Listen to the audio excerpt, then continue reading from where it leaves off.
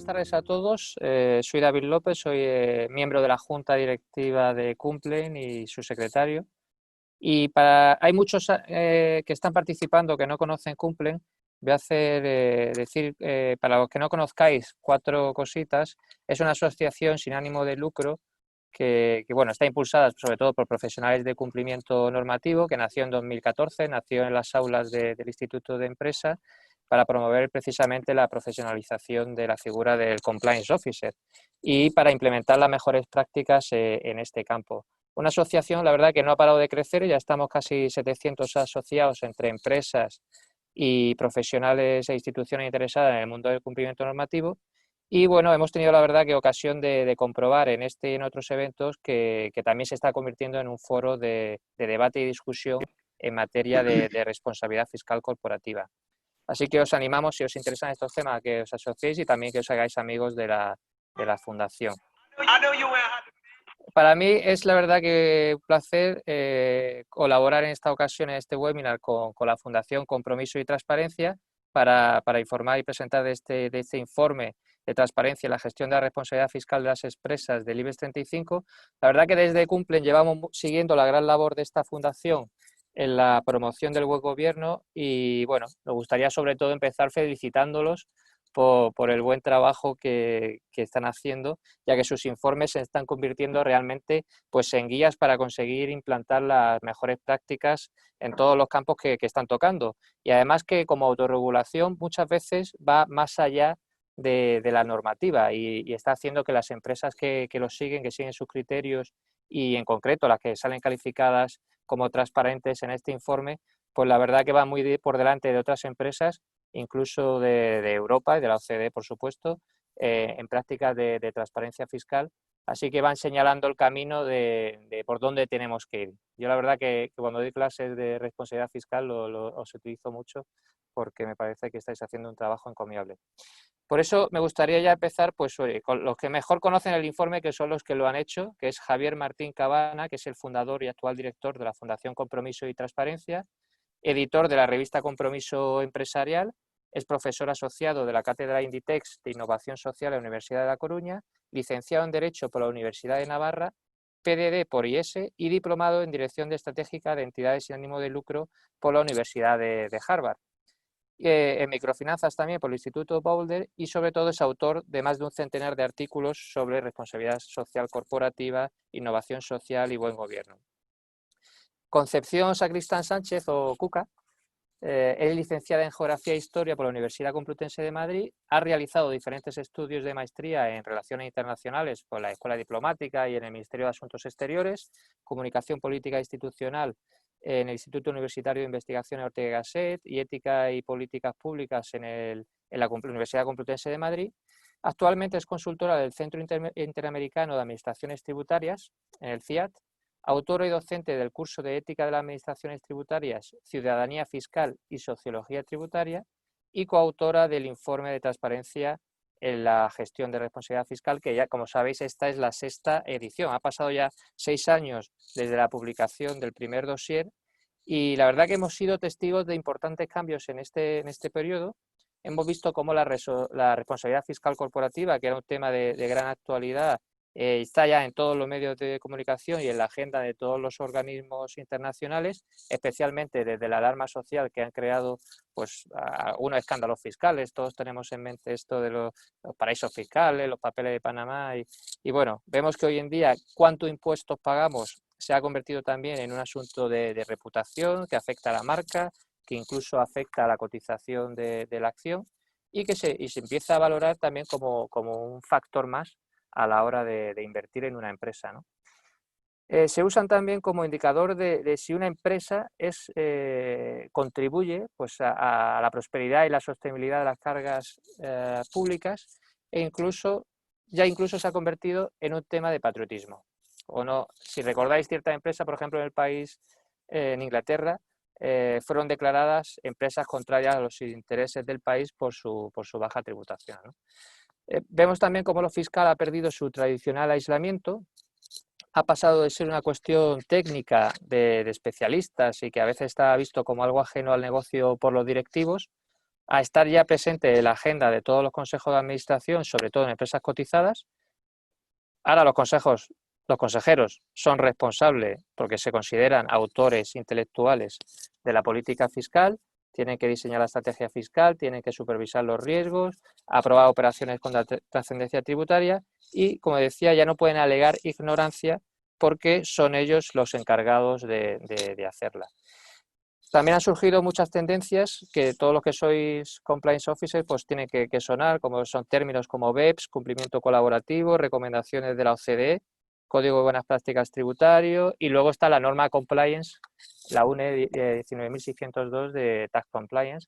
Nosotros desde Compliance estamos viendo que está creciendo la implementación de estos programas de cumplimiento en materia fiscal, y que básicamente lo que pretenden es prevenir, detectar y corregir este tipo de conductas, ayudar a crear cultura de cumplimiento y quién sabe si a futuro quizá a obtener una reducción o atenuación de la sanción e incluso una exención, o por lo menos que te pongan en el club de las empresas de bajo riesgo fiscal. Pero también ya vemos que hay empresas que van mucho más allá de la norma y que apuestan por la excelencia y sobre todo van pues siguiendo los criterios que está marcando la Fundación Compromiso y Transparencia en su informe. Y para analizar estos temas, pues yo creo que, Javier, si quieres te doy paso y nos cuentas qué estáis haciendo desde la Fundación. Pues muchas gracias, David. Entiendo que se ve, o por lo menos se ve la primera página de la presentación.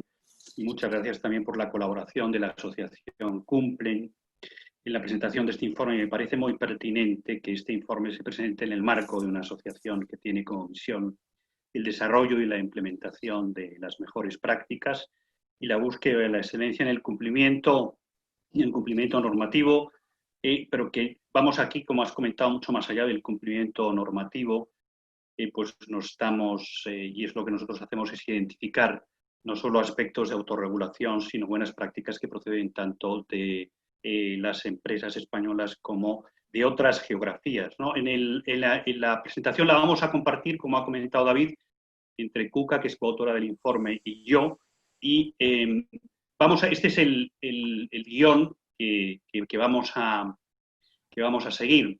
Me vais a permitir hacer una pequeña introducción del origen de estos informes, por qué surge la Fundación Compromiso y Transparencia, por qué surgen los informes o cómo surgen los informes, que nos ayudará a entender también mejor luego los resultados del mismo. ¿Qué metodología estamos utilizando? Y por metodología me refiero a qué principios utilizamos para evaluar la transparencia, cuáles son las áreas, los indicadores, la muestra. Luego pasaremos directamente a comentar el cumplimiento de los resultados de este sexto informe, como ha comentado David, y terminaremos con unas conclusiones y recomendaciones, como hacemos con todos nuestros informes, ¿no? Bueno, y la verdad es que cómo comenzaron los informes, el origen de los informes es relativamente reciente. La Fundación Compromiso y Transparencia apenas tiene 12 años y cuando comenzó la crisis financiera del 2009, con el comienzo, nos pareció al grupo de profesionales que impulsábamos la Fundación que más que una crisis económica nos enfrentábamos con una crisis institucional, o más bien una crisis de credibilidad en las instituciones. O sea, lo que estaba en juego, o lo que nos parecía que estaba en juego, no era tanto la sostenibilidad económica como ahora, como puede parecer con la crisis económica actual, sino la sostenibilidad de muchas instituciones que estaban en juego, ¿no? O sea, a veces pongo esta viñeta de Forges, que de alguna manera en esa época nos parecía que venía a recoger gran parte del sentimiento y la percepción de lo que pensaba mucha gente cuando estalló la crisis, ¿no? Esa falta de credibilidad en las instituciones. Y para luchar con esa creciente pérdida de credibilidad y restituir la confianza en las instituciones, la Fundación decidió, el patronato, reformular su misión, centrándose en tres aspectos muy claros, como veis ahí, que era por una parte, vamos a impulsar la transparencia, vamos a impulsar las buenas prácticas, vamos a impulsar el compromiso social de las instituciones. Nos parecía que con estos tres elementos podíamos ayudar a recuperar parte de esa credibilidad que se está perdiendo. Nosotros por transparencia tenemos una definición muy concreta. También nos dimos cuenta que la existencia o la realidad de la web, de la red, nos ofrecía una oportunidad importante para impulsar la rendición de cuentas a través de ese canal. O sea, la web había aumentado, y eso era una realidad, exponencialmente las expectativas de información de la sociedad, y eso había que aprovecharlo. Nunca había resultado tan sencillo y tan fácil hacer llegar nuestro mensaje, hacer llegar nuestra información a todos los rincones del mundo. Nunca el coste de informar había sido tan bajo. Nosotros definimos la información como el esfuerzo por difundir la información relevante a través de la web a todos los grupos de interés, haciéndola visible y accesible de manera íntegra y actualizada. Que ahora podamos difundir la información o parte de la información a través de la web y que sea más sencillo desde el punto de vista de los costes, no quiere decir que eso no presente dificultades, ¿no? Pero en general son dificultades salvables desde el punto de vista tecnológico, desde el punto de vista económico. El coste de la transparencia ahora mismo sigue siendo el compromiso de informar, ¿no? Y sobre todo el coste también, nosotros veíamos que desde el punto de vista de la transparencia, se habla mucho de la transparencia en el año 2009, cuando publicamos nuestro primer informe, se hablaba menos, pero cuando se habla de transparencia, y ahora se habla mucho, hace 11 años, 12 años menos, la pregunta es ¿transparencia de qué? ¿La transparencia de qué? ¿Sobre qué hay que ser transparente? De ahí que el tema de la relevancia de la información pues resulta muy importante. ¿Qué es relevante para determinado sector? ¿Qué es relevante en determinada cuestión, ¿no? Comenzamos entonces a publicar una serie de informes sobre diferentes sectores. Un informe de transparencia de fundaciones, informe de transparencia de partidos políticos, de universidades, de museos, de grupos de comunicación, de diócesis o de temáticas como esta colección de informes del IBEX en el que abordamos la transparencia de los consejos de administración o abordamos este último informe, lo publicamos en marzo, el tema de lo que ya hemos llamado cesarismo, la acumulación de poder en los consejos de administración, o en este caso el tema de cómo gestionan las empresas del IBEX todas las políticas relacionadas con la gestión, la política de recursos humanos del talento senior de los mayores de 45 años, o el informe también que hace referencia a la independencia de los auditores externos. Desde también el principio incluimos, y esta es una diferencia también propia de los informes nuestros, decidimos que los informes iban a incluir un ranking. Iban a incluir un ranking porque nos parecía que los rankings tienen muchas limitaciones, pero eran instrumentos muy poderosos para incentivar las mejoras y, como digo, tienen limitaciones, pero tienen muchas ventajas. Un ranking y los 4 elementos más importantes de un ranking, y eso nos va a ayudar luego a entender también muy bien y explicarnos por qué pasa lo que pasa. Un ranking básicamente es un indicador que analiza y simplifica un problema. Todos sabemos que los rankings analizan, como digo, simplifican un problema que es enormemente más complejo. Eso es parte de su fortaleza y es parte también de su debilidad. Incorpora un sistema de medición que básicamente lo que ayuda es a impulsar la competencia, ¿no? Que es también importante y es la parte también que valoramos más, ¿no? del ranking, ¿no? Y luego, aparte de impulsa el progreso, una parte importante del ranking es el reconocimiento social que tiene por parte de las instituciones. Cuando pensamos en un ranking, pues probablemente muchos piensan en los rankings de las universidades, piensan en los rankings del informe PISA o el ranking de competitividad del Banco Mundial. A nosotros, en realidad, el ranking que nos gusta más es el ranking que veis aquí, es el ranking de la guía Michelin, ¿no? Y es el mejor ranking que existe. Y es un buen ejemplo también del impacto que puede tener la opinión de un tercero independiente.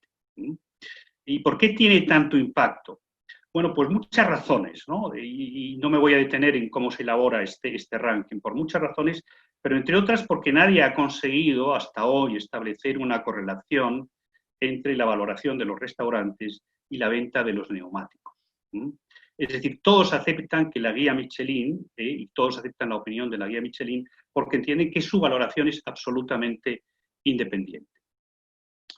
Para que entendamos un poco cómo funcionan nuestros informes, yo voy a detenerme en uno, que es un informe que venimos haciendo desde hace 2 o 3 años, en el que analizamos la independencia y la credibilidad de los principales grupos de comunicación en España, que lo hemos denominado primera plana, ¿no? Lo primero es seleccionar la muestra. En este caso hemos seleccionado los grupos de comunicación con foco en la elaboración y difusión de información y de opinión sobre los asuntos públicos. Hemos elegido el sector de los grupos de comunicación porque nos parece que es un sector que tiene mucho que ver con el aumento de la credibilidad en este país. Hemos elegido, lógicamente, ese sector porque nos parece que es un sector especialmente relevante. Hemos dividido el estudio entre las empresas cotizadas y las empresas no cotizadas. Las empresas cotizadas, como veis ahí, solo son 5, otras cosas porque hay diferencias desde ese punto de vista de la exigencia de los niveles de información entre las empresas cotizadas y no cotizadas. Y luego hemos elegido los 20 grupos de empresas no cotizadas más importantes. Aquí solo están relacionados a alguno. Después de elegir la muestra, lo que nosotros en nuestros informes, nuestra metodología tiene un enfoque integral. ¿Qué quiere decir enfoque integral? Que para analizar la credibilidad e independencia de los grupos de comunicación no nos centramos exclusivamente en la actividad editorial, digamos en el trabajo que hacen los periodistas, sino analizamos integralmente otros aspectos que pueden afectar de manera sustancial esa credibilidad, como quién está detrás, la propiedad y el gobierno de los medios de comunicación, ¿no? O cuál es su modelo de financiación, o cuáles son los estándares editoriales. Eso se va a entender muy bien cuando pasamos a seleccionar los indicadores. En este caso, por ejemplo, el informe de independencia y credibilidad de los grupos de comunicación está dividido en 6 grandes secciones.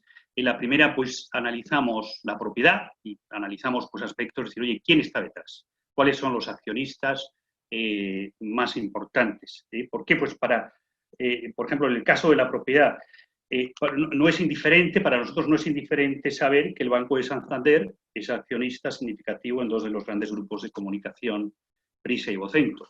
Igual que no es indiferente saber que el presidente del grupo Prisa es también presidente del Open Bank, que es el banco digital del Santander. Es decir, hay información relacionada con la propiedad que puede afectar al tratamiento de determinadas noticias. Conocer esa información es relevante, no solo la información que hacen los periodistas, sino información de quién está detrás, ¿no?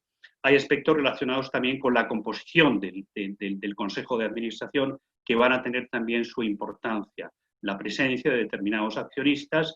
Hay algunos medios de comunicación, por ejemplo, y eso es muy habitual en los países nórdicos y en los países anglosajones, que la mayoría de la participación accionarial está en manos de un trust cuya función es proteger precisamente la independencia del grupo, como puede ser el caso del The Economist, como puede ser el caso del The Guardian, o como puede ser el caso del grupo Schibsted en los países nórdicos. Es decir, cómo organizamos y repartimos el poder dentro del órgano de gobierno tiene su importancia.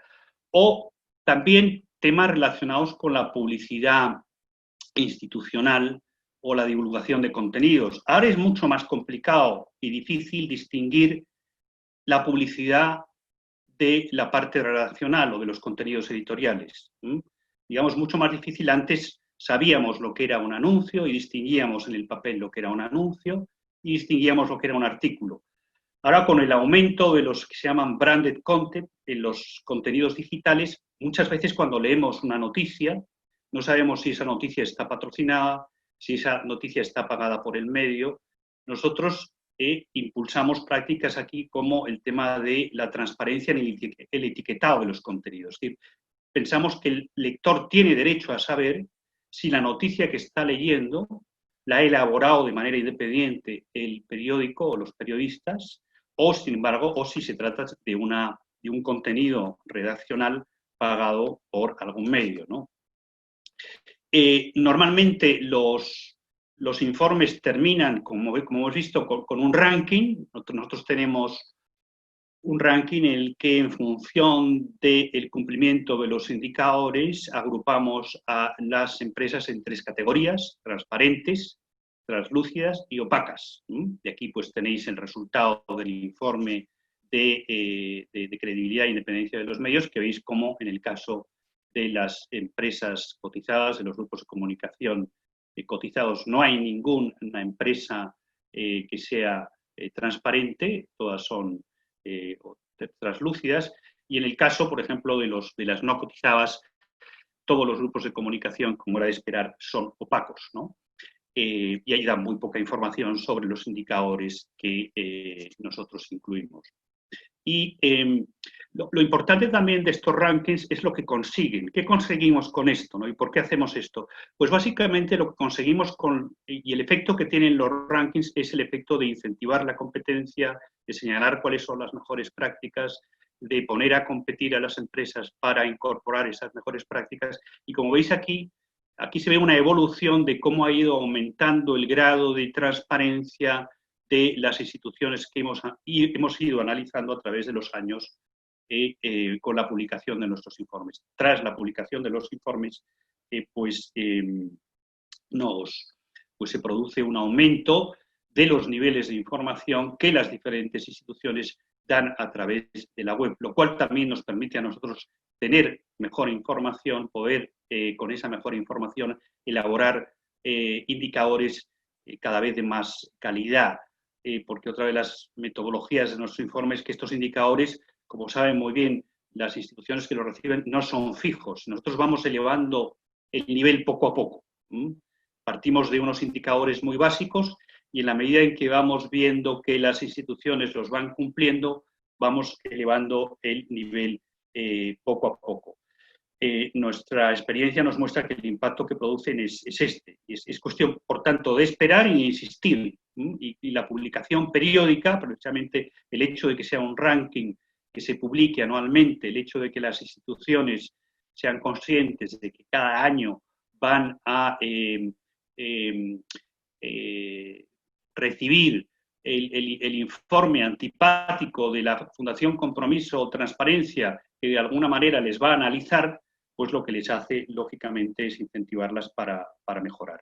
Y yo dejo aquí ahora mi parte de explicación de la metodología y pasamos directamente al informe de responsabilidad fiscal y cedo la palabra a Cuca Sacristán.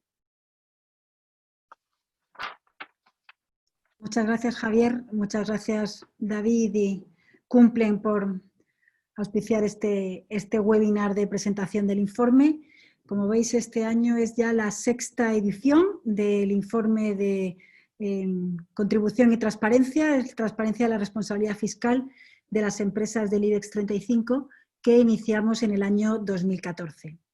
Yo tengo que explicaros muy someramente cuáles son los indicadores de este informe. Como ha señalado Javier, la metodología de la Fundación se basa, entre otras cuestiones, en una evolución en los indicadores que han pasado, en el caso de este informe, de unos indicadores más de carácter declarativo a convertirse ya en unos indicadores más de gestión y de control. En la edición de este año, 12 son los indicadores analizados, que están organizados en 6 áreas diferentes. La primera área, que llamamos cuestiones generales, en primer lugar, queremos analizar si la empresa, en el código ético o en cualquiera de otros documentos, fundamentalmente publica su estrategia o su política fiscal, pero lo que buscamos es que exista una declaración expresa del compromiso por cumplir con todas las leyes y regulaciones en materia fiscal que les sean aplicables. No valen con esas declaraciones genéricas de que vamos a cumplir el marco legal, porque bueno estaría que una empresa declarara que no va a cumplir el marco legal, pero la especificidad de la norma tributaria exige este compromiso concreto y específico en relación al cumplimiento de la normativa fiscal. Por otro lado, el segundo indicador hace referencia a estos esfuerzos que lleva a cabo la agencia tributaria por promover la relación cooperativa, cuyo ejemplo más acabado es el Código de Buenas Prácticas Tributarias, en el que analizamos si la empresa no solamente se adhiere a este Código de Buenas Prácticas, sino además hace pública esta adhesión. En relación con la información fiscal, analizamos el desglose de impuestos, el conocido Country by Country Reporting, tanto relacionado con el modelo 231 de la declaración de informe por país, como con la iniciativa que se concretó en la Ley 11 de 2018 de divulgación de información no financiera e información sobre diversidad, que establece en relación a la información fiscal que deberá incluirse información sobre los beneficios obtenidos por país, los impuestos sobre beneficios pagados y las subvenciones.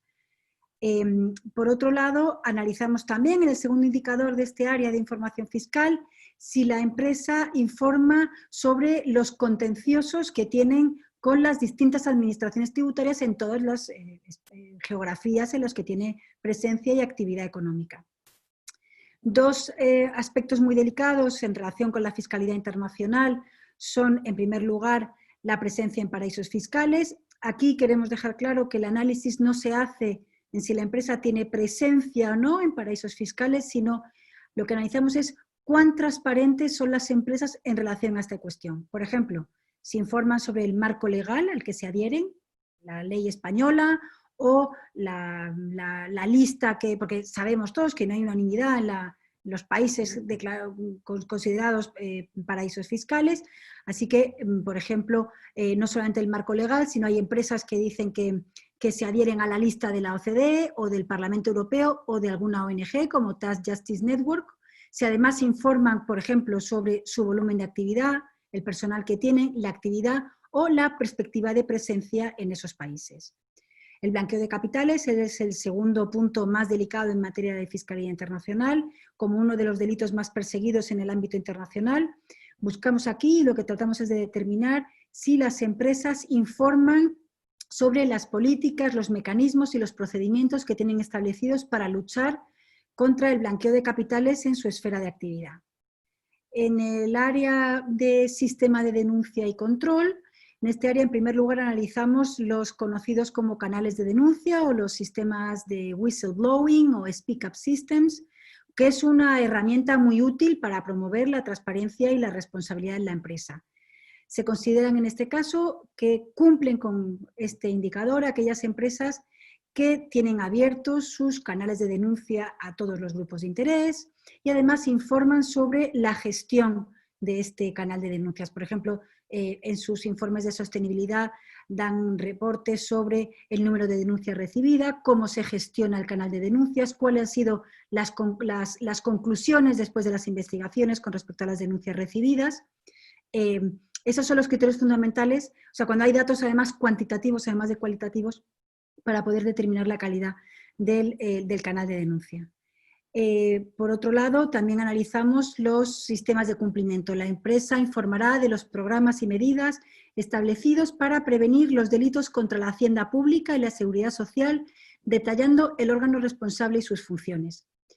Este indicador, que no siempre es fácil de determinar, lo que hacíamos al principio era analizar, bueno, por supuesto lo que se analizan son los mecanismos de compliance fiscal que tiene la empresa, pero muchas veces, antes de que existiera la norma 1 y además, lo que analizábamos era, por ejemplo, en el informe anual de gobierno corporativo, el apartado E de sistemas de control y gestión de riesgos, existen 6 preguntas sobre cómo gestiona la empresa sus riesgos, especificando siempre y el riesgo fiscal. Bueno, pues si la empresa en ese lugar explica a sus grupos de interés cómo gestiona el riesgo fiscal, en qué está enmarcado el riesgo fiscal, si el riesgo fiscal es un riesgo solo reputacional o es un riesgo legal, es un riesgo financiero. Además, hemos valorado siempre muy positivamente todos los esfuerzos de mayor transparencia, por ejemplo, cuando se publican las políticas de gestión de riesgo, o que la estrategia o la política fiscal incluya mención detallada sobre la gestión del riesgo o algunos otros documentos, el informe integrado, el informe de sostenibilidad o de responsabilidad social, se informe sobre las cuestiones identificando y mencionando expresamente el riesgo fiscal. En el área de auditoría, bueno, a nadie se le escapa la función de interés público que desempeñan los auditores legales y la importancia que las auditorías tienen para el correcto funcionamiento de los mercados. Es por ello que tenemos 2 indicadores específicos sobre el área de auditoría externa.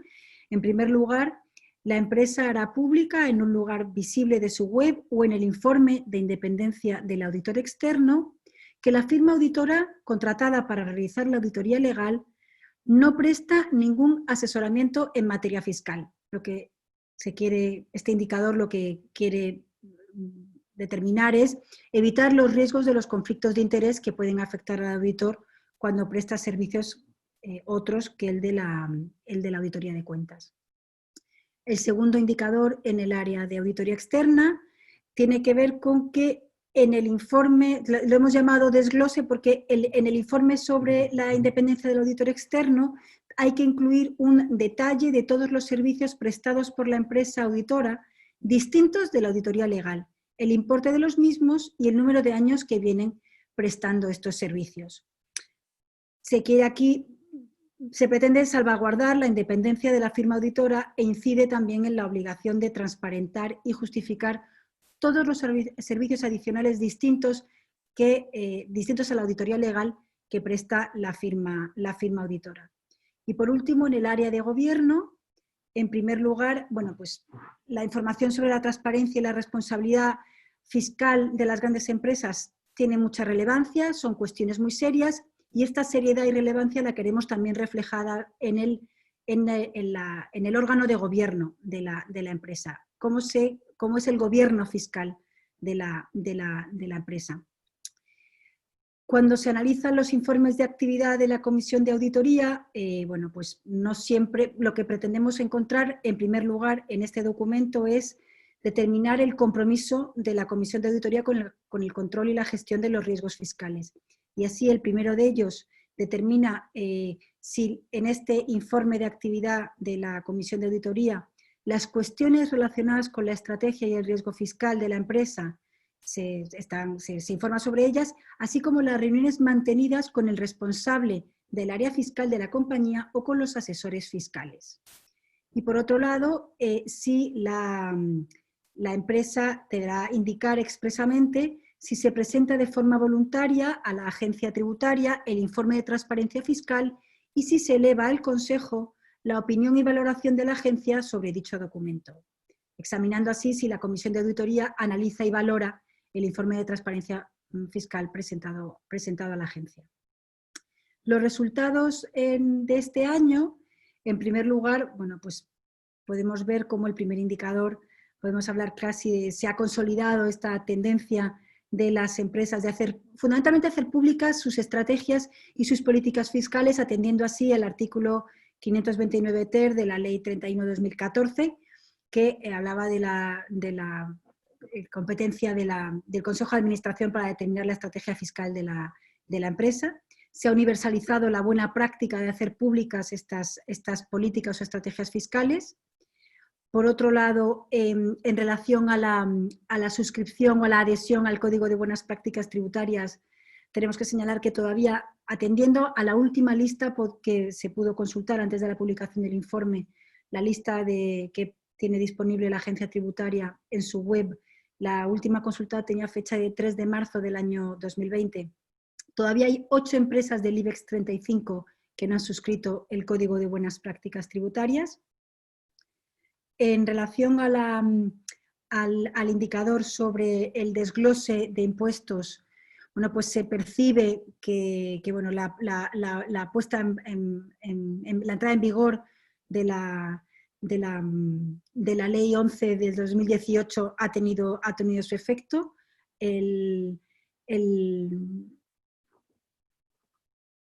Hay un 6%, no, perdón, sí. No, perdón, sí, estaba bien.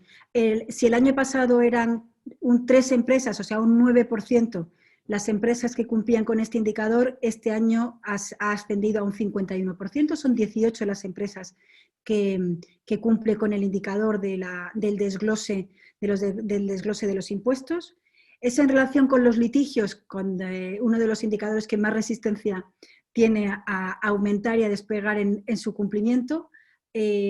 Normalmente las cuestiones relacionadas con los litigios fiscales están escondidas en algunos apartados de las cuentas anuales auditadas y generalmente acompañadas de algunas frases exculpatorias en relación con de carácter muy genérico sobre que de haber discrepancias los pasivos no afectarán a los resultados económicos, pero algunas empresas, ya son 6, las que en otro lugar que no sean las cuentas anuales auditadas informan sobre los litigios fiscales que mantienen con la agencia tributaria o con otras agencias tributarias, administraciones tributarias de otros países.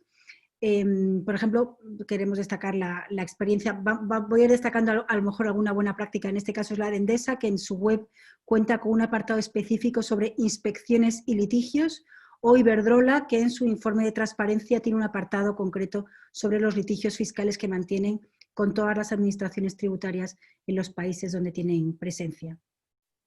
En relación a los paraísos fiscales, como hemos indicado, se analizan desde la perspectiva de la transparencia.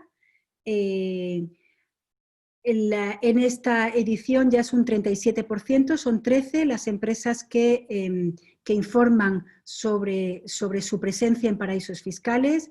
En general, las estrategias fiscales o las políticas fiscales siempre incluyen manifestaciones generales sobre la evitación de adquirir, constituir o hacer uso de estructuras societarias opacas residentes en paraísos fiscales, pero algunas son las empresas, en este caso, como he señalado, ya son 13, las que bien señalan a qué marcos regulatorios se acogen, en qué lugares tienen, en qué países tienen presencia activa, el volumen de actividad, el número de personas o su política de presencia en esos países. En relación a la prevención del blanqueo de capitales en su esfera de actividad, son 13 las empresas que informan al respecto, además de las 6 empresas financieras incluidas en estas 13, que por la propia naturaleza de su actividad tienen ya establecidas procedimientos en la materia.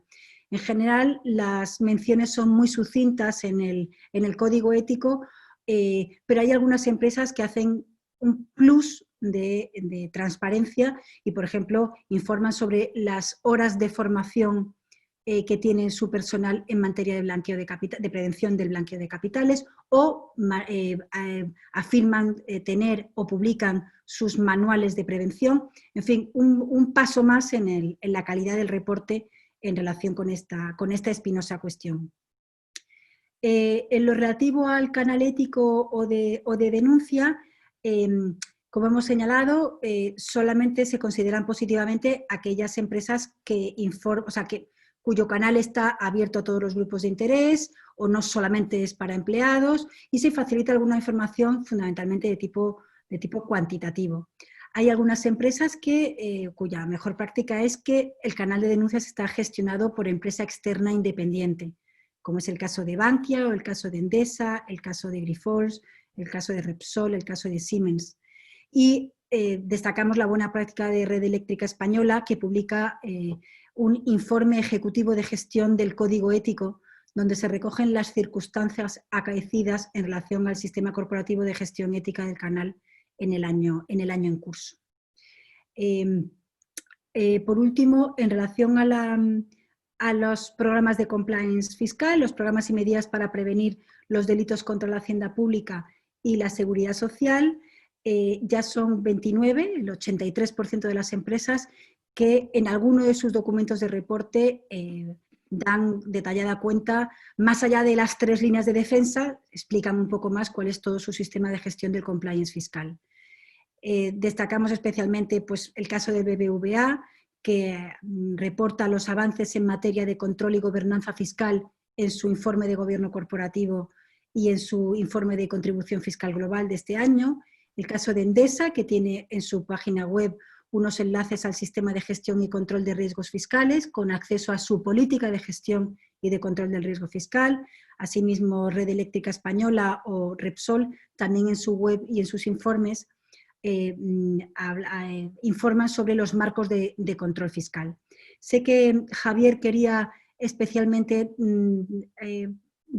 explicar estas 2 áreas de auditoría y gobierno, y retomo para las buenas prácticas. Sí, entonces, muchas gracias, Cuca.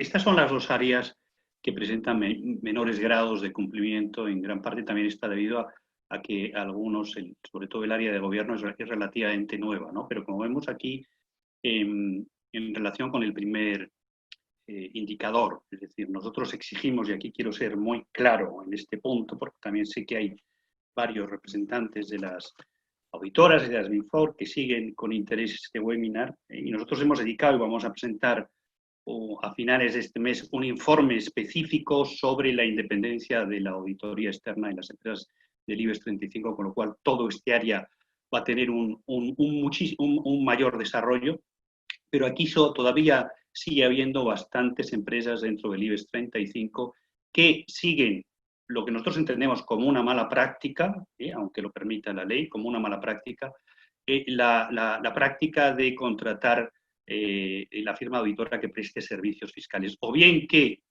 siguen esa mala práctica o simplemente que también nos encontramos con que no informan, ¿no? Eso es un 37%. Y el segundo, como comentaba Cuca, se refiere al desglose, el desglose de los servicios que la firma auditora presta, que no son, en este caso, los servicios de asesoría fiscal, sino que pueden ser otros servicios adicionales, otros servicios relacionados con la auditoría legal, pero lo que requerimos es que haya un detalle y una explicación pormenorizada de cuáles son esos servicios. Difícilmente vamos a poder evaluar si existe o no un conflicto de intereses si no hay detalle sobre esos servicios. Y lo que nos encontramos es que en muchas ocasiones las expresiones que se utilizan para definir esos servicios son expresiones genéricas, como pueden ser otros servicios de asesoría. No, lo que requerimos es un detalle específico de cuál es ese servicio adicional o servicio relacionado con la auditoría que se presta.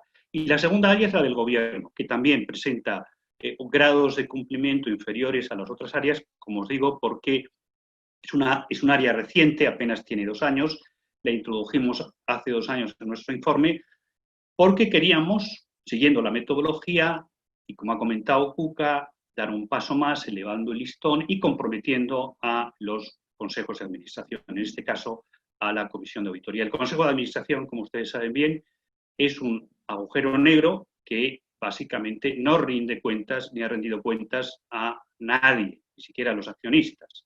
En estos últimos años se han impulsado, y cuando me refiero a los últimos años me refiero a, los 2 últimos años se han informado a través de la Comisión Nacional del Mercado de Valores, se han publicado esas guías técnicas en las que se ha detallado por primera vez cómo debe ser o qué debe contener o qué debería contener un informe de la Comisión de Auditoría. Eso hace 2 años y el año pasado se aprobó, si no recuerdo mal, la guía técnica relacionada a la Comisión de Nombramientos.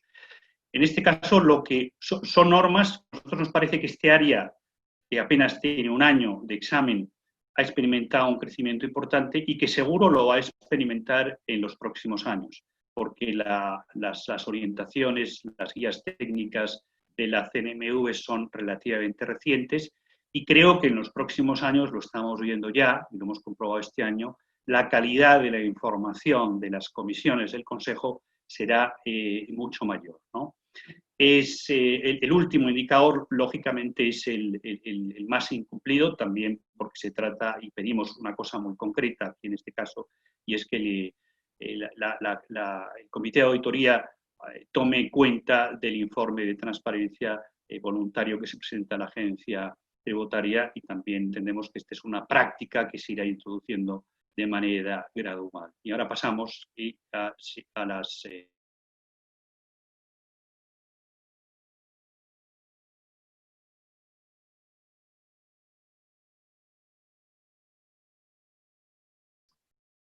Perdón, ya, disculpar.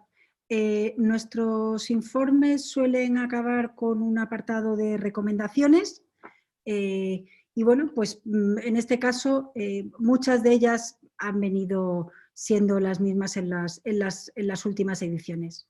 Seguimos recomendando que las empresas publiquen un documento ad hoc sobre su contribución fiscal o tengan un enlace específico en la página web o un apartado específico en los informes de sostenibilidad o en los informes integrados para darle cierta entidad a la información fiscal y cuando se rinde cuentas sobre esta materia.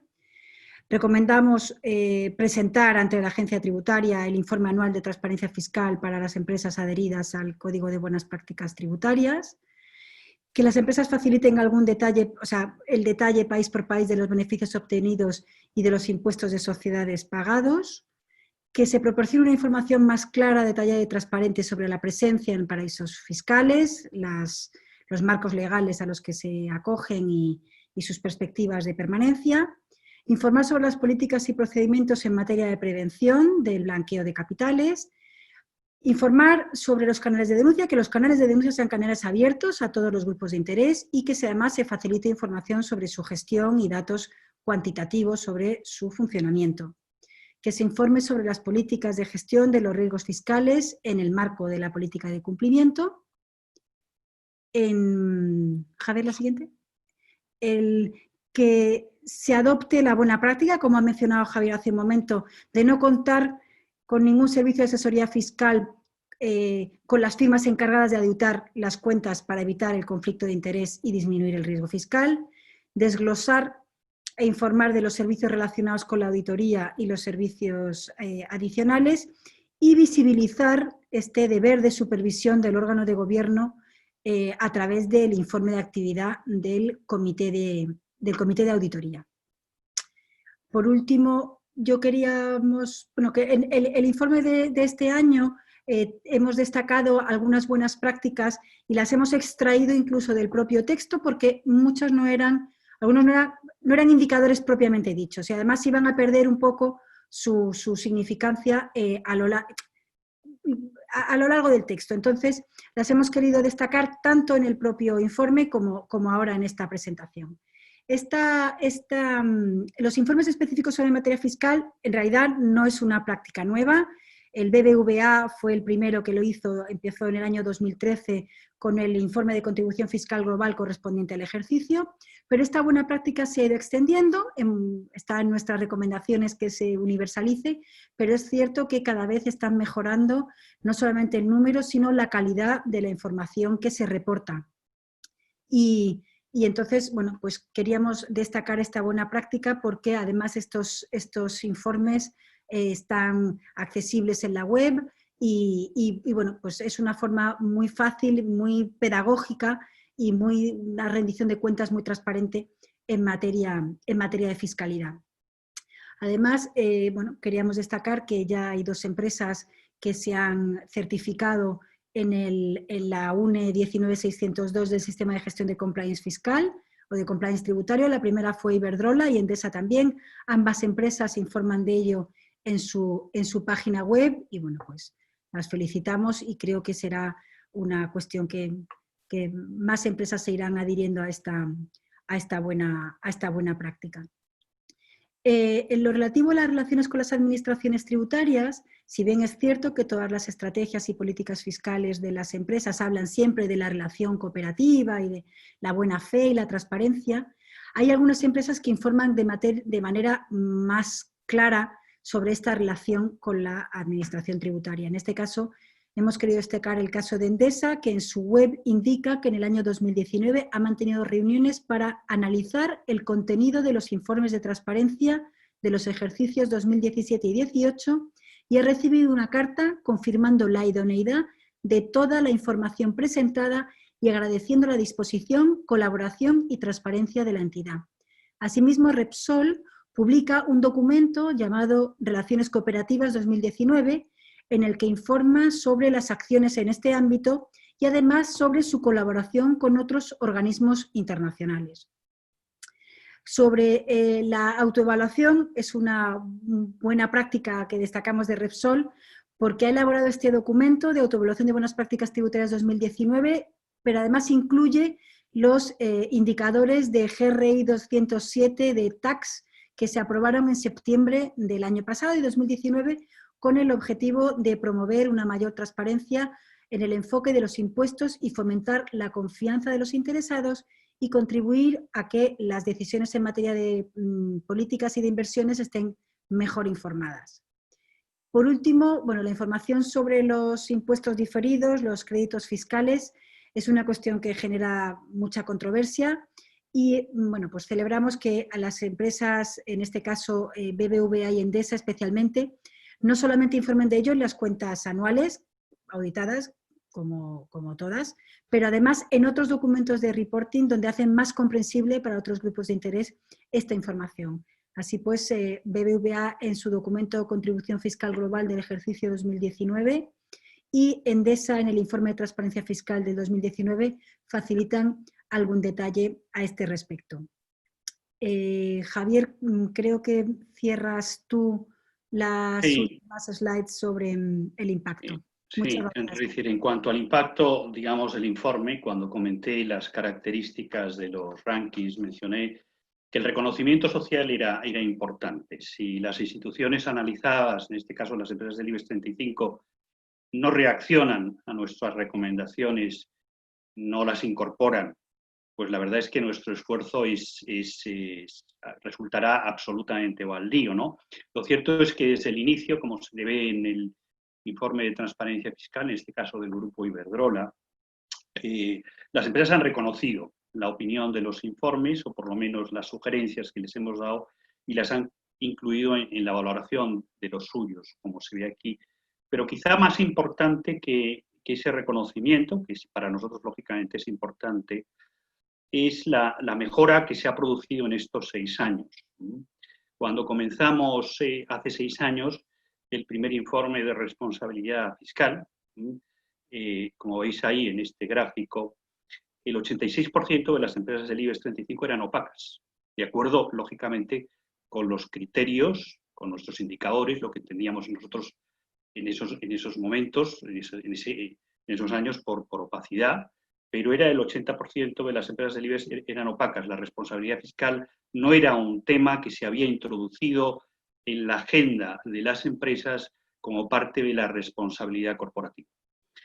Han transcurrido 6 años desde la publicación de los informes y en la actualidad ese porcentaje, como veis, se ha reducido al 11%. Nosotros somos conscientes de que este efecto y resultado no es exclusivo de nuestro informe, pero sí pensamos que ha tenido un efecto muy positivo en la mejoría general. Y creemos también que eso se debe en gran parte a lo que antes mencioné, ¿no? La importancia de que existan instituciones independientes. En nuestros informes incluimos esta cláusula, una cláusula en la que decimos que no prestamos consultoría ni recibimos contraprestación alguna por parte de las empresas, nos financiamos con los recursos que generan las otras actividades de nuestra fundación y con los donativos de los amigos de la fundación, ¿no? Yo quiero terminar también invitándoles a que consulten directamente el informe en nuestra página web, compromisoytransparencia.com, que de ahí se lo pueden bajar ya, y también animándoles a que si consideran también que nuestro país necesita esas instituciones independientes que promuevan esas prácticas de transparencia, de buen gobierno y de compromiso social, pues también invitarles a que se hagan amigos de nuestra fundación y que nos ayuden a seguir impulsando la misión y a fortalecer también nuestra independencia. Y nada más, muchísimas gracias de nuevo a Cumplen y ahora pues dispuestos a preguntar lo que estiméis oportuno. Pues muchísimas gracias a vosotros. Tenemos algunas preguntas en el foro. Tenemos a Tomás Conde que le pregunta a Cuca si cree que falta estandarización en la información fiscal. ¿Que falta estandarización? Sí. Bueno, por supuesto, nosotros sí dejamos claro que no hay... o sea, nuestros indicadores no tienen que ver con la ley. He visto otra de sus preguntas que tenía que ver con la ley 11. Nuestros indicadores lo que tratan de promover es buenas prácticas y si está establecido con la ley no es un indicador porque es una obligación legal. Efectivamente, lo que no hay es estandarización en cuanto al reporte. La información fiscal está ahora ordenándose y presentándose de una manera más ordenada, en unos soportes más similares o en unos informes más específicos. Pero hasta ahora era una información que se presentaba difusa y confusa en distintos soportes, en distintos documentos. La información fiscal obligatoria que hay que dar no es una información que a nosotros, para efectos del informe, nos resulte necesariamente relevante porque, insisto, si es una obligación legal, pasa de ser un indicador de transparencia. No, de hecho, nuestra transformación en algunos indicadores es que en el momento en el que se volvía una obligación legal, dejaba de tener sentido mantenerlo como un indicador como un indicador de transparencia. Vale. Preguntaba Javier, Ana Morillo, ¿cuáles creéis que son las principales reticencias para publicar este tipo de información y si creéis que hay escasa cultura todavía de transparencia? Bueno, yo creo que en general, como hemos podido ver, la respuesta ha sido positiva. Es decir, que lo que las empresas necesitan es un incentivo. Es decir, vamos a ver, la transparencia se puede impulsar. Hay tres herramientas para impulsar la transparencia. La transparencia se puede impulsar a través de una ley, a través de una normativa, es lo que ha hecho, es lo que ha hecho la ley de transparencia que afecta a las instituciones públicas, pero es lo que hace en general el marco legal cuando quiere impulsar la difusión de determinada información. Esa es una herramienta y un mecanismo. El otro mecanismo es la autorregulación, es decir, el sector se organiza y decide que quiere publicar determinada información y normalmente lo hace porque el sector quiere protegerse. Por ejemplo, un caso muy, muy claro podría ser el sector farmacéutico. El sector farmacéutico se autorreguló y decidió elaborar una serie de códigos a través del proceso de autorregulación. Y como sabéis, hace 3 o 4 años decidió, sin que hubiese una ley, publicar todos los pagos que las farmacéuticas hacían a los médicos. Nadie les exigía eso, pero ellos identificaron que era una medida que les iba a reclamar la sociedad, que les servía también para proteger su reputación y para fortalecer la credibilidad frente a la sociedad. Como digo, ahí no hubo, a diferencia de otros países, ninguna ley. Fue el propio sector que se autorreguló y desde hace 2 o 3 años, si acudís a las webs y a los portales de las empresas farmacéuticas, veréis que hay una parte en la que detallan los pagos con nombre y apellido que hacen a los médicos, a las sociedades médicas, a las sociedades de pacientes. Y todo el mundo puede saber lo que tal médico ha cobrado de tal farmacéutica, tal. Y como digo, eso es total y absolutamente voluntario, ¿no? Y luego hay un tercer incentivo, que no procede ni de, la herramienta legal del marco legal ni de la autorregulación. Son instituciones independientes como las nuestras que lo que hacen es evaluar, impulsar esas buenas prácticas. Y la impulsan básicamente a través de rankings. Los rankings son una herramienta estupenda. Cuando nosotros hemos introducido este sistema que genera un incentivo a las empresas, incentivo en términos de mejora de la reputación, hemos visto que la respuesta ha sido enormemente positiva. Es decir, que el grado, yo no diría que hay reticencias, lo que tenemos que tratar de entender es cómo generar esos incentivos para la mejora, a través de la regulación, a través de la autorregulación y a través de informes de este tipo que generen una sana competencia por mejorar las buenas prácticas. Pero en general, a mí me parece que el balance de estos 6 años, en concreto de esta muestra, que es una muestra muy pequeña, al final nos estamos refiriendo a las empresas del selectivo, pero en general el avance que han dado en el grado de información las empresas del IBEX 35 en los temas relacionados con la fiscalidad responsable es muy notable. Es probablemente en términos comparativos ese grupo de empresas y sobre todo el grupo de empresas que se encuentran en los primeros lugares, pues ocupen los primeros lugares también en todos los países de la OCDE, ¿no? En ese sentido, sí nos parece que España o ese grupo de empresas en concreto está muy por delante de sus homólogas europeas y desde luego americanas. Muy bien. Nos pregunta Begoña Morales que cuál os parece la mejor práctica de reporte de los servicios contratados con las auditoras, pensando en en garantizar la independencia y que no haya conflicto de interés. Quizá, ¿cómo lo veis? Bueno, yo a Begoña Morales, que es experta en reporting mucho más que yo, le diría que espere a final de mes porque vamos a presentar el informe de transparencia sobre la auditoría externa de las empresas del IBEX 35. Entonces yo no quiero adelantar los resultados que si la asociación Cumple quiere, estaremos encantados también de presentarlo a través de la plataforma.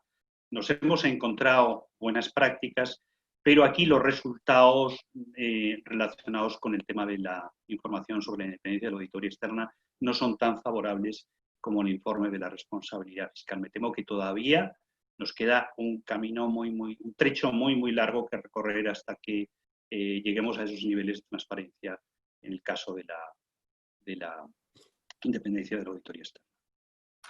Muy bien. Yo tenía por aquí alguna pregunta también.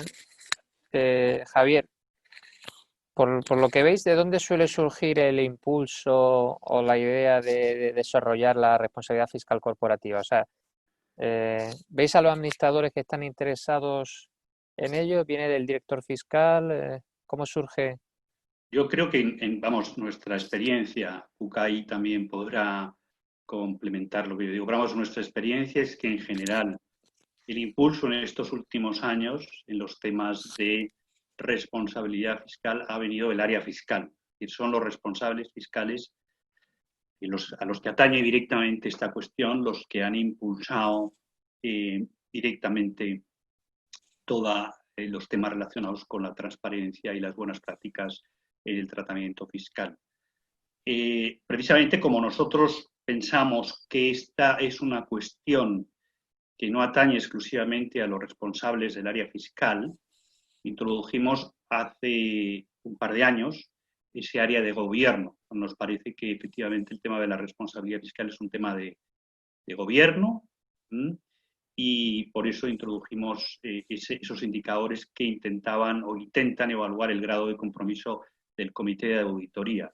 Ahí, ¿qué es lo que hemos visto? ¿Qué es lo que estamos viendo? Lo que estamos viendo, y desde hace 2 años, también gracias al impulso, como digo, de la Comisión Nacional del Mercado de Valores y la publicación de sus guías técnicas sobre los informes del Comité de Auditoría, es que el nivel de información de las comisiones de auditoría, pues lógicamente está ganando en calidad. Hay que pensar, vamos a ver, hay que pensar que hasta hace apenas 6 o 7 años, ninguna empresa del IBEX 35 publicaba un informe del Comité de Auditoría. O sea, las comisiones del Consejo son, dentro de la estructura de gobierno y dentro de la estructura de la organización, una de las instituciones más opacas. Los consejeros de administración siguen sin tener claro que deben rendir cuentas a los accionistas, y tanto los informes de las comisiones de nombramiento como los informes de las comisiones de auditoría eran de muy baja calidad, limitándose en la mayoría de los casos a recordarnos cuáles eran las competencias de la comisión de auditoría, quiénes eran los integrantes de las mismas, pero sin dar información sobre el número de reuniones que habían tenido, los temas que se habían tratado, y básicamente se informaba de muy poco. Entonces, eso, como digo, gracias a la reforma del Código Unificado y a las últimas decisiones de la CNMV, ha cambiado y ahora el nivel de información es mucho mayor. De todas maneras, una de las cosas que hemos detectado en el informe, y aquí me interesaría poner también de manifiesto y que podéis leer cuando os lo bajéis, y es una cosa que nos ha llamado mucho la atención, es el diferente nivel de compromiso que hay en los comités de auditoría.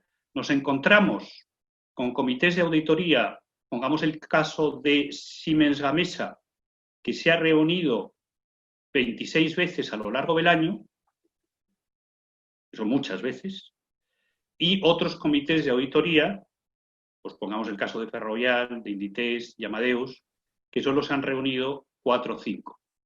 Entonces, a mí me llama poderosamente la atención esa disparidad en el compromiso, digamos, en la dedicación de los comités de auditoría, teniendo en cuenta la enorme labor, las grandes responsabilidades que tiene un comité de auditoría de una empresa del IBEX actualmente. Uno puede preguntarse si 4 o 5 reuniones son suficientes para una empresa del tamaño, de las dimensiones de Inditex o de Ferrovial, y porque digo lo que aparece también en el informe. Y entiendo yo que la Comisión Nacional del Mercado de Valores no haya querido especificar el número de reuniones razonables que debe tener el órgano, pero entre 26 y 4 al año, bueno, pues hay un margen de diferencia muy notable y ahí yo creo que los órganos de gobierno deberían reflexionar porque en algún momento alguien puede poner en cuestión su diligencia a la hora de supervisar este tipo de cuestiones. Bueno. Cuca, ¿qué tendencias veis para los próximos años en responsabilidad fiscal corporativa? Y también si hay algún criterio de los que hayáis visto que a lo mejor se pueda utilizar a futuro que vaya a despuntar o que se vaya a acabar imponiendo, aunque no esté en el informe. Esto con respecto a las tendencias, yo creo que el reporting va a ser cada vez más exigente. ¿Va a ver? Y esas exigencias de mayor transparencia no solamente lo da la ley, o sea, el country by country, BEPS, OCDE, G20, sino que lo da también el activismo fiscal. El activismo fiscal que ha generado esta conciencia pública, ya lo hizo durante la crisis. Tú has mencionado el caso inglés en el año 2006. Bueno, pues yo creo que el tema fiscal se ha colocado ya en la agenda en los medios,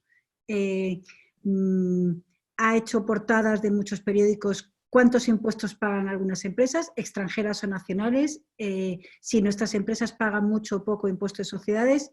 Creo que ese debate se va a mantener y ese debate solamente se puede contestar con transparencia. Es la única, eso sí que es una línea de defensa, el actuar con transparencia. También creo que la otra tendencia va a ser el mayor control, la gestión del riesgo fiscal, el marco de control. Y por otro lado, el gobierno fiscal. O sea, cada vez mayor implicación por parte de los órganos de gobierno en las cuestiones fiscales, porque además es ahora mismo como es una competencia indelegable del Consejo de Administración, incluye también la política fiscal. Creo que no solamente va a haber que contarla, como bien señala Javier, en los informes de la Comisión de Auditoría, sino que va a ser una implicación real y consciente del órgano de gobierno en relación a las cuestiones fiscales. Y con respecto a nuevos criterios, sí, nos hemos señalado que es de un año a otro que informamos de los nuevos indicadores. En este informe no se avecinan novedades, no hay ningún indicador nuevo. No es menos cierto que el hecho de haber querido destacar estas buenas prácticas también marca una senda. Es muy probable que haya muchas más empresas que a lo largo, si no lo habían hecho ya, a lo largo de este año, estén planteándose seriamente certificarse en la 19602. Hay muchas empresas que incluirán todos los criterios de GRI 207 Tax 2019 para empezar a reportar con esos indicadores. Hay empresas que a lo mejor, pues el guante lanzado por Repsol sobre la autoevaluación deciden hacer también, ir al psiquiatra fiscal y someterse a una autoevaluación y hacer un documento similar. Bueno, esas buenas prácticas universalizar esta presentación de documentos o informes ad hoc o enlaces específicos en sus páginas web. Javier lo dice, la web ha cambiado el paradigma de la transparencia.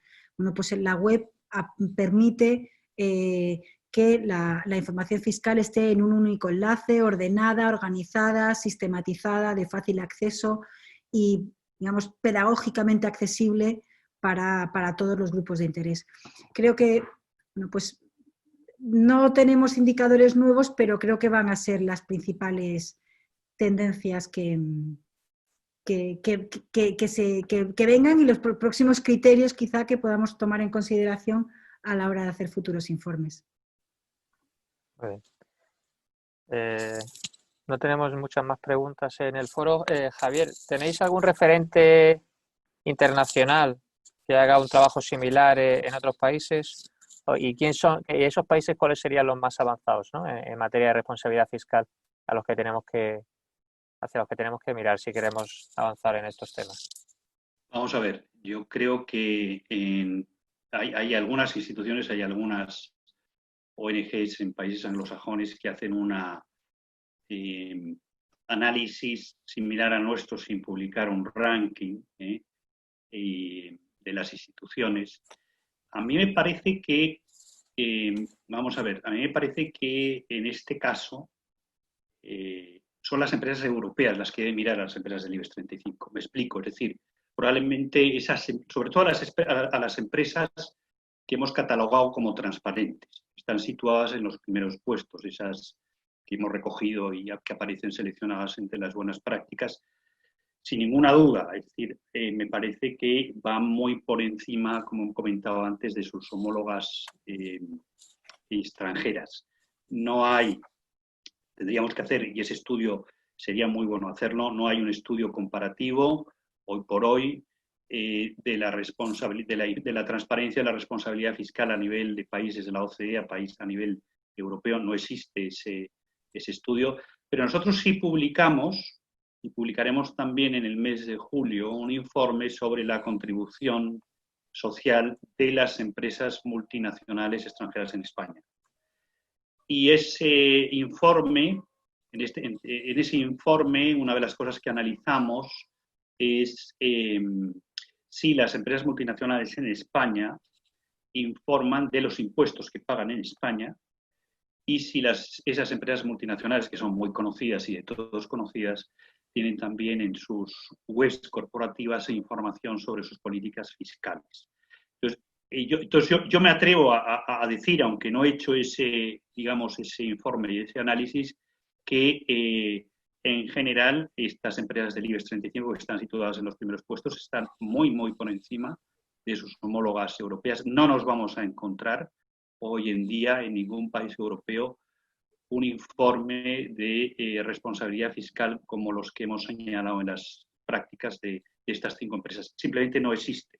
Podemos encontrarnos empresas como H&M, como Nestlé, que dedican en su web, ahora mismo en el apartado de responsabilidad corporativa,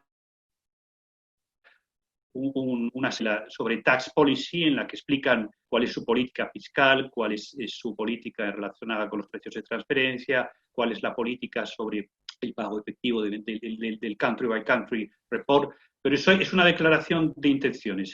Hay muy, muy poca información. Lo que yo he podido ver, hay muy poca información y, desde luego, a mí me parece que en este caso son las empresas españolas del IBEX que están situadas en los primeros puestos las que están liderando la transparencia en la información sobre la fiscalidad responsable y a las que deberían mirar las empresas europeas.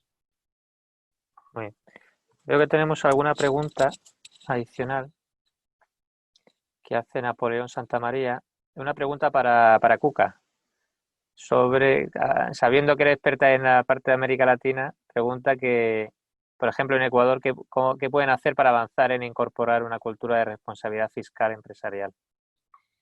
Hola Napoleón, ¿qué tal? Buenos días en Ecuador.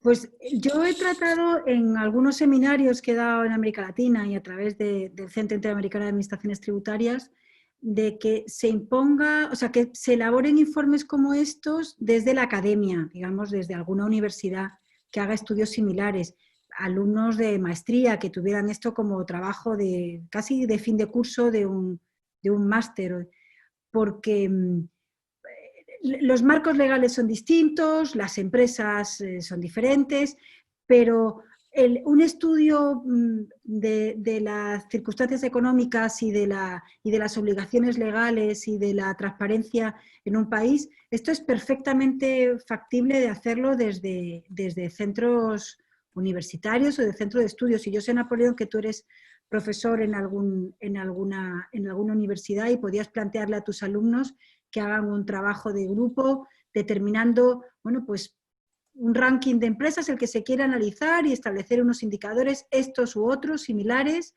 Y lo que sí es importante, y Javier lo ha explicado en la metodología, es que tenga un poco de impacto mediático.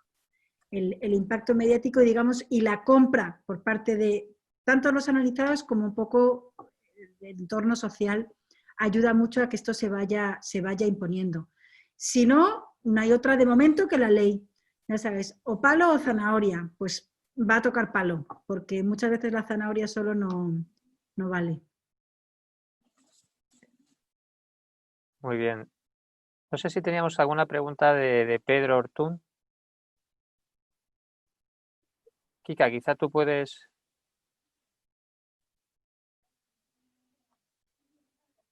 No se te oye.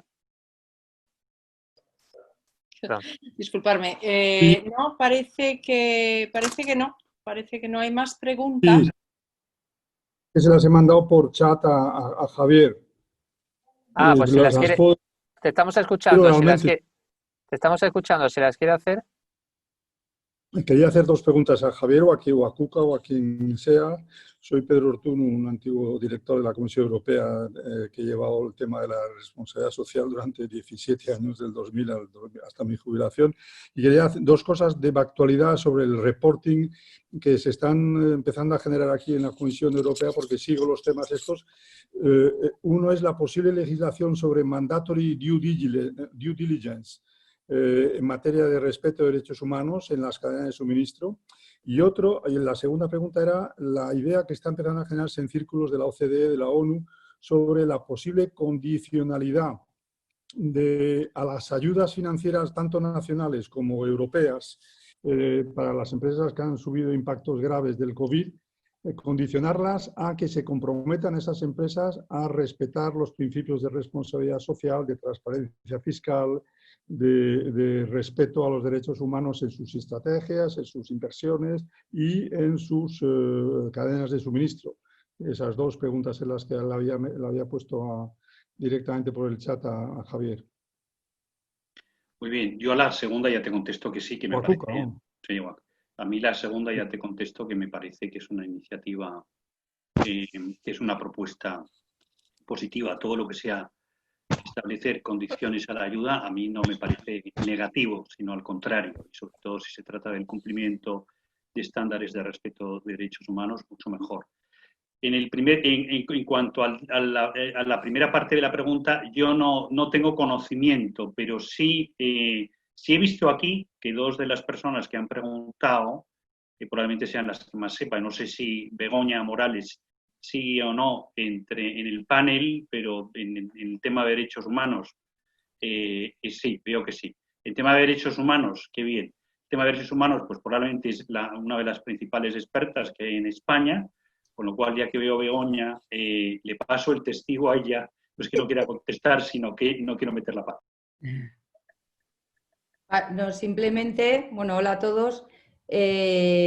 Bueno, como sabéis, lo que es la debida diligencia en materia de derechos humanos es algo que está en la última guía de la OCDE, que ya se ha regulado en el Modern Slavery Act en Reino Unido, en Francia y están otros países regulándolo, y por tanto la Comisión Europea lo va a regular, porque es una de las áreas donde se ha visto que más necesidad de transparencia hay porque se han cometido muchas vulneraciones de derechos humanos.